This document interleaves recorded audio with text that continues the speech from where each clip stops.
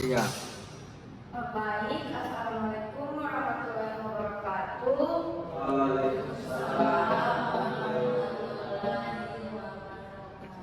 Perkenalkan, saya Anissa Safrila Said dari Prodi APN kelas 5B. Di sini saya akan menjelaskan tentang penyusunan dan penetapan anggaran pendapatan dan belanja negara. Perhitungan APBN. APBN atau anggaran pendapatan dan belanja negara adalah rencana pengeluaran dan penerimaan pemerintah yang disusun dalam satu tahun anggaran.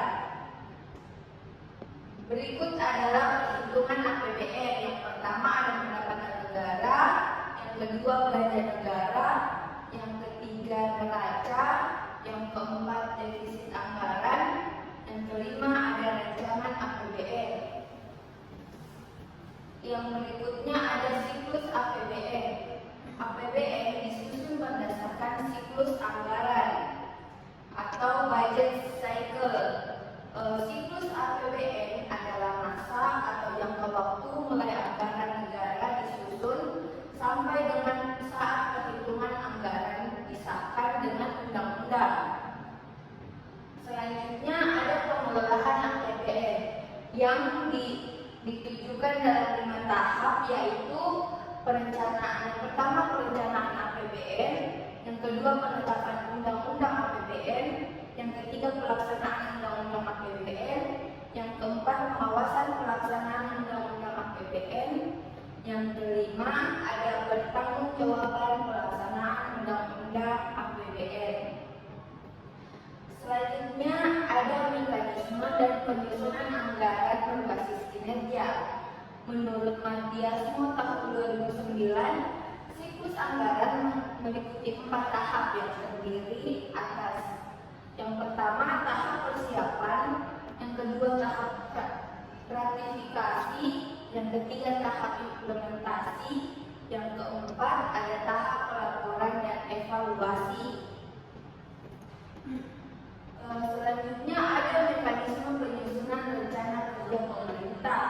Yang pertama itu terdapat alur yang jelas serta standarisasi cara yang dilakukan oleh aktor yang terlibat dalam menyelesaikan RKP.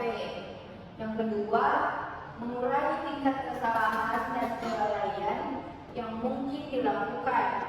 Yang ketiga, ada meningkatkan efisiensi dan efektivitas pelaksanaan tugas dan tanggung jawab. Yang keempat, meningkatkan akuntabilitas pelaksanaan tugas. Yang kelima, menjamin konsistensi pelayanan kepada masyarakat baik dari sisi mutu, waktu, dan prosedur. Yang keenam, menjamin kejelasan beban tugas yang dipikul oleh masing-masing aktor dan beban inti pelaksanaan tugas. Yang ketujuh, menjadi instrumen yang dapat melindungi para aktor dari kemungkinan tuntutan hukum karena tuduhan melakukan penyimpangan dan membantu penelusuran terhadap kesalahan-kesalahan prosedural dalam penyusunan RKP. Selanjutnya ada penjelasan dari bagaimana kedudukan DPR dalam penetapan dan pengawasan APBN, yang dimana DPR itu merupakan wujud dari pengelolaan keuangan negara sebagai tugas yang sama dengan pemerintah, terutama dalam membuat undang-undang dan menetapkan APBN. DPR dapat saja menolak rancangan undang-undang yang terkait dengan APBN, dan jika DPR menolak untuk memberikan persetujuan terhadap anggaran yang diusulkan pemerintah, maka pemerintah menjalankan anggaran tahun yang lalu.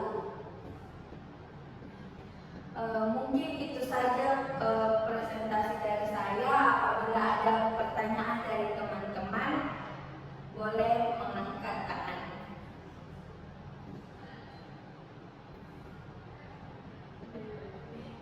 Oke, kepada Audi saya persilahkan.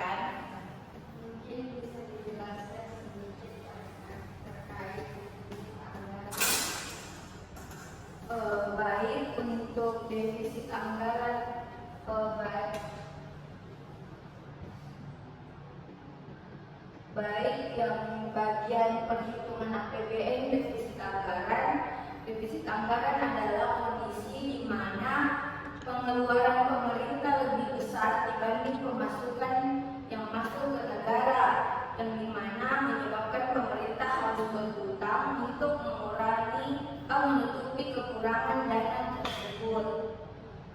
Salah satu faktor utama yang menjadi alasan kenapa terjadinya defisit anggaran yaitu peningkatan pengeluaran yang membiayai pembangunan infrastruktur yang berlebihan atau subsidi, kemudian pembayaran utang pemerintah yang dapat meningkatkan beban pengeluaran pemerintah.